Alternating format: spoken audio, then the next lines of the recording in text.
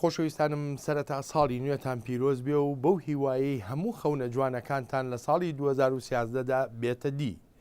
راپۆرتی ئەم جارەمان تایبەت دەبێت بە بارودۆخی مسر لە ڕووی ئابووریەوە. لە ماوەی ئەم 2 ساڵی ڕابردوودا کە شۆڕژ لە وڵاتی مسر دەستی پێکردووە، ڕەوشێکی ئابووری تون وڵاتەکەی گرتوتەوە. زۆرێک لە چاودێر لەو بڕوایەدان مسریش دووچاری قەیرانی دارایی دەبێت ئەگەر بێت و ئەو قەرزەی لە سندوقی دراوی نێونەتەوەیی داوای کردووە بەدەستی نهێنێ.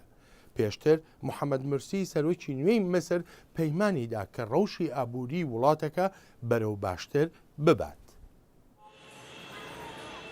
لەسەر زۆرێک لە شەقامەکانی وڵاتی مسردا سەختە بگوترێ قەیرانی ئابووری هەیە، بەڵام لەم دوکانی جلوبەرجی خانماندا عەبدولعەزیز محەممەد خاوەنی دوکانەکە دەتوانێت کاریگەری ئەو قەیرانە ببینێ.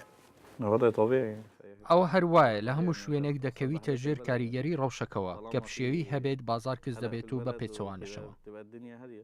لە 2 ساڵی ڕابردووە نرخ لە بەرزبوونەوەدایە، هەروەها ڕێژەی بێکاریش کاتێکیش ڕێژەی هەژاری لە 20ەوە دەبێتە لە 25 ئەوە کاریگەری دەکاتە سەر بازاڕیش. لە مسر وە بەرهێنانی بیانی و گەشتیاریش کەم بوونەتەوە. دراوی بیانی لە خەزانەی وڵاتی مسردا بووە بە نیوە.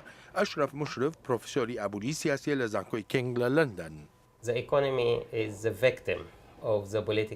ئابووری قوربانی دەستی قۆناغی گواستنەوەیە. لە 2 ساڵ لەمەوبەرەوە لە دەمی سەرهەڵداندا ئابووری زیانێکی بەرچاوی بەرکەوت. بەلای پرۆفسۆر مشرفەوە جیسە سوورمان نییە کە بەهۆی ناڕزایی سیاسیەوە بەرهێنانی بیانی کەم بۆتەوە. ترس و نیگەرانی سیاسی هاوتەری بووە لەگەڵ قۆناغی گواستنەوەدا و ئەمەش کاریگەریەکی نێگەتیفانەی هەبووە بۆ تەمای دوورکەوتنەوەی وەبەرهێنەران. کۆمپانیاکان هەوڵی دۆزینەوەی بازاری سەقامگیر دەدەن تا سەرمایەکانیان تیایدا بەکاربێنن. لە ئێستای ژینگەی سیاسی مسردا ڕێبەرانی نوێی وڵاتەکە هەوڵیان داوە تا ئابووری وڵاتەکە باش بکەن. هاوسەنگیان کردووە لە نێوان باجدان و بەرزبوونەوەی نرخدا.